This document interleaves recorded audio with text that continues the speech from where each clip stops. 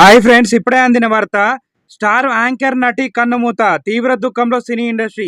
ఈ విషయాలను తెలుసుకునే ముందు వీడియోని పూర్తిగా చూడండి, అప్పుడే మీకు కంప్లీట్ ఇన్ఫర్మేషన్ తెలుస్తుంది.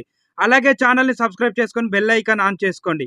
ఇలాంటి లేటెస్ట్ అప్డేట్స్ నోటిఫికేషన్ రూపంలో వస్తాయి.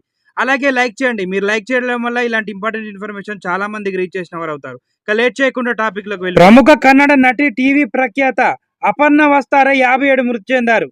గత కొంతకాలంగా ఊపిరితిత్తుల క్యాన్సర్ తో బాధపడుతున్న అపర్ణ గురువారం రాత్రి కన్నుమూశారు. ఈ విషయాన్ని అపర్ణ భర్త నాగరాజు వస్తారే సోషల్ మీడియాలో తెలిపారు. అపర్ణకు క్యాన్సర్ 4వ దశలో ఉందని, క్యాన్సర్ తో పోరాటంలో ఆమె ఓడిపోయిందని చెప్పారు.